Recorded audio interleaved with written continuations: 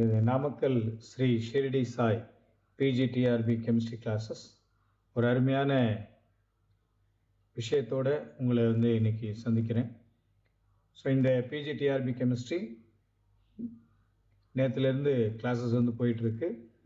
So இந்த total 200 hours lectures டெய்லியும் evening Google மீட்டில் ஆன்லைன் கிளாஸில் நம்ம ஈவினிங் 7 to 9 பண்ணிகிட்ருக்கோம். சிம்பிளாக எஃபெக்டிவாக பண்ணிகிட்ருக்கோம். டெய்லியுமே 2 கொஷின் பேப்பர் அண்ட் தென் ஒரு டெஸ்ட் பேப்பர்ஸ் அப்படிங்கிற அளவுக்கு டாபிக் வைஸ் போயிட்டுருக்கோம். அந்த வகையில் நம்ம பார்த்திங்கன்னா லைவ் கிளாஸஸும் இருக்குது, ரெக்கார்டட் வீடியோஸும் உங்களுக்கு உங்களுடைய நேமுக்கு தனிப்பட்ட முறையில் கூகுள் கிளாஸ் ரூமில் கிடச்சிரும். தென் மெட்டீரியல் சாஃப்ட் காப்பி எல்லாமே அதில் போஸ்ட் பண்ணிடுவோம். உங்களுக்கு ரெஃபரன்ஸ்க்கும் ஈஸியாக இருக்கும். வேறு எதுக்காகவும் நீங்கள் கஷ்டப்படணுங்கிற அவசியம் கிடையாது. ஸோ ஸ்க்ரீனில் இருக்கிற நம்பருக்கு நீங்கள் உங்களுக்கு தேவையான கிளாஸஸோ அதில் டெஸ்ட் பேட்சோ ஜாயின் பண்ணணும் அப்படின்னா இதில் பண்ணலாம். இன்றைக்கி என்ன அப்படின்னா ஒரு சின்ன ஷார்ட்கட் சொல்கிறதுக்காக தான் பண்ணுறோம். ஸோ இப்போ யூனிட் 1ல் ஒரு சின்ன டாபிக் என்னது, ஸ்லாட்டர் ரூல் அப்படின்னு சொல்லியிருக்கோம். ஸ்லாட்டர் ரூலில் ஒரு question, using Slater's rule what would be the shielding constant for 3D electrons, 3D electron from the configuration அப்படின்னு சொல்லிட்டு எலக்ட்ரானிக் கான்ஃபிகரேஷன் கொடுத்துருக்காங்க. ஸோ எலக்ட்ரானிக் கான்ஃபிகரேஷன் கொடுத்துருக்காங்க. நமக்கு என்ன இருக்குது, தேவையாக இருக்குது இதை யூஸ் பண்ணி வாட் இஸ் த ஆன்சர் அப்படின்னு பார்க்குறோம். அப்போ இந்த கொஷனுக்கான ஆன்சரை ரொம்ப சிம்பிளாகவும் எஃபெக்டிவாகவும் கொடுக்கணும். அதுக்கு முன்னாடி இந்த ஸ்லாட்டர் ரூல் எப்படி இருக்கும், ஸ்லாட்டர் ரூலில் நமக்கு இசட் எஃபெக்டை எப்படி கண்டுபிடிக்கிறது அப்படின்னு பார்க்கணும். அப்போ இசட் எஃபெக்ட் எப்படி கண்டுபிடிக்கிறதுக்கு ஒரு சின்ன ஃபார்முலா இருக்கு. ஒரு சின்ன ஃபார்முலா உங்களுக்கு நல்லா தெரியும். என்ன சொல்கிறாங்க, எலக்ட்ரான் ஸ்லாட்டர் ரூல் எதுக்காக, இசட் எஃபெக்ட் கண்டுபிடிக்க தான் ஸ்லாட்டர் ரூலே யூஸ் பண்ணுறோம் இல்லையா. அப்போ இது என்னதுக்கு, இசட் மைனஸ் சிக்மா அப்படின்னு சொல்கிறோம். அப்போ இதை ஸ்லாட்டர் சிக்மா என்ன சொல்கிறோம், ஸ்லாட்டர் கான்ஸ்டன்ட் அப்படின்னு சொல்கிறோம். ஸ்லாட்டர்ஸ் கான்ஸ்டன்ட் அப்படின்னு சொல்கிறோம். அப்போ ஸ்லாட்டர் கான்ஸ்டன்ட்டை இந்த மாதிரியான நமக்கு டி எலக்ட்ரான் கான்ஃபிகரேஷன் வரும்போது இதுக்கு எப்படி கண்டுபிடிக்குது, இசட்டுங்கிறது உங்களுக்கு தெரியும், இது அட்டாமிக் நம்பர். இதை நம்ம என்ன சொல்கிறோம், அட்டாமிக் நம்பர் அப்படின்னு சொல்கிறோம் இல்லையா. இதை என்ன சொல்கிறோம், அட்டாமிக் நம்பர். இது அட்டாமிக் நம்பர் உங்களுக்கு எல்லாத்துக்கும் தெரிஞ்ச ஒரு விஷயம் இசட்டுக்கு. அப்போ இதுதான் ஃபார்முலா இல்லையா. இந்த ஃபார்முலா வச்சுட்டு தான் நம்ம என்ன பண்ணுறோம், இதை கண்டுபிடிக்கணும். இப்போ கண்டுபிடிக்கிறதுக்கு என்ன அப்படின்னா உங்களுக்கு இது என்ன அட்டாமிக் நம்பர் அப்படின்னு பார்க்கணும். அதுக்கு முன்னாடி நமக்கு தெரிஞ்ச ஒரு விஷயம் என்ன அப்படின்னா இந்த ஸ்லாட்டருடைய கான்ஸ்டன்ட் என்ன அப்படின்னு கண்டுபிடிக்கணும். ஸ்லாட்டர் கான்ஸ்டன்ட் சிக்மாவை டி எலக்ட்ரானுக்கு நல்லா புரிஞ்சுங்க,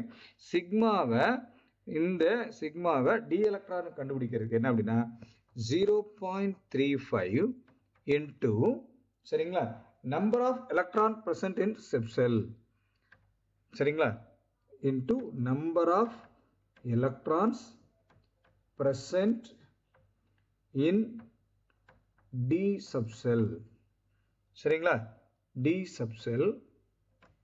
அதுக்கப்புறம் ப்ளஸ் என்ன பண்ணுறோம் அப்படின்னா 1 into remaining electron, 1 into remaining electron. So இதுதான் நமக்கு என்ன அப்படின்னு பார்த்தீங்கன்னா நம்ம கண்டுபிடிக்கிறதுக்கான சிக்மா கண்டுபிடிக்கிறதுக்கான அல்ல ஸ்லாட்டர் கான்ஸ்டன்ட் கண்டுபிடிக்க எதுக்கு இந்த டி எலக்ட்ரான்ஸுக்கான கண்டுபிடிக்கிறதுக்கான ஒரு வழி. இப்போ இதை நம்ம யூஸ் பண்ணி என்ன பண்ணலாம் அப்படின்னு பார்க்கலாம். இதை யூஸ் பண்ணி நம்ம எந்த மாதிரி இதை கண்டுபிடிக்கணும் அப்படிங்கிறத பார்க்கலாம். ஸோ ரொம்ப சிம்பிளாக எஃபெக்டிவாக முதலே நான் சொல்லிட்டேன். ரொம்ப சிம்பிளாக தான் நம்ம நம்மளுடைய எல்லா கிளாஸஸ் இருக்கும். அந்த வகையில் நம்ம இன்றைக்கி பார்க்க போகிறோம். அந்த வகையில் பார்க்குறப்ப நம்ம இந்த எலக்ட்ரானிக் கான்ஃபிகரேஷன் அப்படியே எழுதிக்கலாம். இந்த எலக்ட்ரானிக் கான்ஃபிகரேஷன் என்ன சொல்லியிருக்காங்க அதை அப்படியே நம்ம என்ன பண்ணிக்கலாம், எழுதிக்கலாம். என்ன பண்ணலாம் பாருங்கள், இந்த எலக்ட்ரானிக் கான்ஃபிகரேஷனை நான் என்ன பண்ணுறேன், அப்படியே கீழே எழுதுகிறேன். அப்படியே என்ன பண்ணுறேன், கீழே எப்படி எழுதுகிறேன் பாருங்கள், 1s2 அதுக்கப்புறம் 2s2 2p6 3s2 3p6 அதுக்கப்புறம் என்ன அப்படின்னா நம்ம கொஞ்சம் மாடிஃபை பண்ணோம். ஏன்னா நமக்கு டி எலக்ட்ரான் கேட்டிருக்காங்க, அதனால் 3d8 அதுக்கப்புறம் 4s2. ஸோ நம்ம என்ன அப்படின்னு பார்த்தீங்கன்னா இதில் இந்த எலக்ட்ரானிக் கான்ஃபிகரேஷனில் நம்ம இந்த டி இல்லையா, இந்த டி எலக்ட்ரான், இந்த டி எலக்ட்ரானை தான் ஸ்லாட்டர் ரூல் பண்ண. அப்போ டி எலக்ட்ரானில் லாஸ்ட்டு அந்த அவுட்டர் ஆர்பிட்டலில் ஒரு எலக்ட்ரான் என்ன ஆகும் அப்படின்னா கம்ப்ளீட்டாக ரிப்பல் ஆகும். அப்போ நம்ம எப்படி பிரிக்கணும், 4s2, அதுக்கப்புறம் என்ன பண்ணணும் அப்படின்னா திருப்பி 3s2 வரைக்கும், அதுக்கப்புறம் ரிமைனிங் எலக்ட்ரான் 1s2 எப்பயும் கிடையாது. சரியா? அப்போ இதை பார்க்குறோம். அப்போ இசட் சிக்மா என்ன அப்படின்னு ஈஸியாக கண்டுபிடிக்கலாம். சிக்மா என்னன்னு கண்டுபிடிக்கலாம். சிக்மா என்ன கண்டுபிடிக்க முடியும் பாருங்க. என்ன ஃபார்முலா சொல்லியிருக்கோம், 0.35 இன்டூ இது என்ன சொல்லியிருக்கோம் 3D இல்லையா. இந்த டி எலக்ட்ரான்ஸ் தான் சொல்லியிருக்காங்க, டி தான் சொல்லியிருக்காங்க இல்லையா, டி எலக்ட்ரான்ஸ் அப்படின்னு சொல்லியிருக்காங்க. நல்லா புரிஞ்சுங்க, டி எலக்ட்ரான்ஸ் அப்படின்னு சொல்லியிருக்காங்க. அப்போ டி எலக்ட்ரான்ஸ்ன்னு சொல்லும்போது சரிங்களா, டி எலக்ட்ரான்ஸ்ன்னு சொல்லும்போது நம்ம என்ன பண்ணணும், இந்த டியை தான் கான்சன்ட்ரேட் பண்ணணும். டியை கான்சன்ட்ரேட் பண்ணிட்டோமா, ஒன்று வந்து என்ன ஆயிடும், ரிப்பல் ஆகிடும்னு சொல்லிட்டேன். ஒன்று ரிப்பல் ஆகிடுச்சுன்னா ரிமைனிங் எவ்வளோ இருக்கும், 7. அப்போ 0.35 இன்ட்டு 7, அதுக்கப்புறம் என்ன சொல்லியிருக்கோம் 1 into remaining electron plus 1 into remaining electron எவ்வளோன்னு பார்க்கணும். 1s2 விட்டுறணும், ரிமைனிங் எவ்வளோ இருக்குன்னு பாருங்கள். இது ஃபுல்லாக ரிமைனிங் எலக்ட்ரான், இது ஃபுல்லாகவே ரிமைனிங் எலக்ட்ரான், இது ஃபுல்லாகவே ரிமைனிங் எலக்ட்ரான், இது ஃபுல்லாக ரிமைனிங் எலக்ட்ரான், இது ஃபுல்லாக ரிமைனிங் எலக்ட்ரானா இந்த ரிமைனிங் எலக்ட்ரான் எவ்வளோ வந்துச்சு 6, தென் 2 8, 8 + 8 எவ்வளோ ஆச்சுங்க, எவ்வளோ ஆச்சு 8, 8 16 + 2 எவ்வளோ ஆச்சு 18, 1 + 18, 1 + 18. ரிமைனிங்காக மொத்தமாக எவ்வளோ இருக்குது 18 எலக்ட்ரான்ஸ் இருக்குது, 18 எலக்ட்ரான்ஸ் இருக்குது.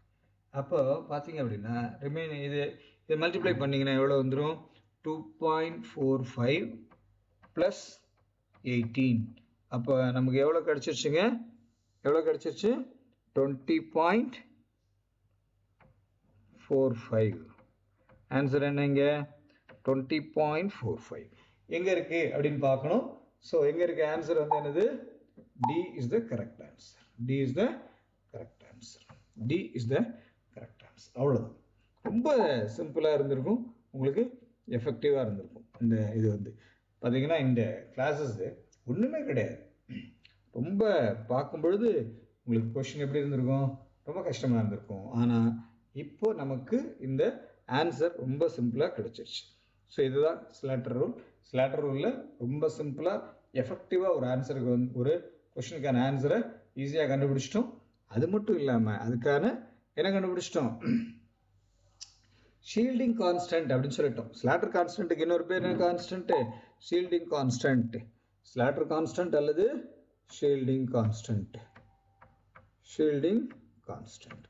ஸ்லாட்டர் கான்ஸ்டன்ட்டுக்கு இன்னொரு பேர் என்னது, ஷீல்டிங் கான்ஸ்டன்ட் அப்படின்ட்டு சொல்லலாம். அப்போ ஷீல்டிங் கான்ஸ்டன்ட் என்ன அப்படின்னு வந்து ரொம்ப ஈஸியாக சொல்லியாச்சு. ஷீல்டிங் கான்ஸ்டன்ட் அல்லது ஸ்லாட்டர் கான்ஸ்டன்ட் அப்படிங்கிற இந்த சிக்மாவை கண்டுபிடிச்சாச்சு. சப்போஸ் இசட் எஃபெக்ட் வேணும் அப்படின்னா இதனுடைய அட்டாமிக் நம்பர் மைனஸ் இதையும் நம்மளால சொல்ல முடியும்.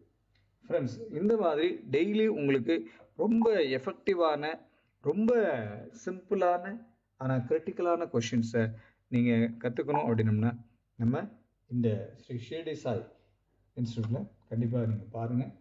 ஒன்று டெஸ்ட் பேட்ச் ஜாயின் பண்ணலாம், அல்லது regular classes Monday to Friday evening கிளாஸஸில் நீங்கள் ஜாயின் பண்ண முடியும். ரொம்ப நாமினல் ஃபீ அப்படின்னு சொன்னோம்னா வெரி லோ ஃபீல ஒரு எஃபெக்டிவான ஒரு கிளாஸை உங்களால் ஃபீல் பண்ண முடியும். டெய்லி நீங்கள் வந்து மினிமம் 20 to 30 கொஷின்ஸ் வந்து கிளாஸில் ரூம்லேயே பண்ண முடியும். அதுக்கான லெக்சர்ஸ் கொடுக்க போகிறோம். தொடர்ந்து நம்ம வந்து 200 hours ஒரு எஃபெக்டிவான பிஜிடிஆர்பிக்கான கிளாஸஸை நம்ம பண்ணுறோம். ஸோ நீங்கள் கண்டிப்பாக இதை உங்கள் ஃப்ரெண்ட்ஸுக்கு ஷேர் பண்ணுங்கள், நீங்களும் தெரிஞ்சுக்கங்க. தொடர்ந்து இந்த மாதிரியான critical questions but simple and effective சொல்யூஷன்ஸோட மறுபடியும் அடுத்த வீடியோவில் உங்களை சந்திக்கிறேன். அனைவரும் இந்த பிஜிடிஆர்பி கெமிஸ்ட்ரியில் ட்ரை பண்ணுற அனைவருக்கும் என்னுடைய வாழ்த்துக்கள்.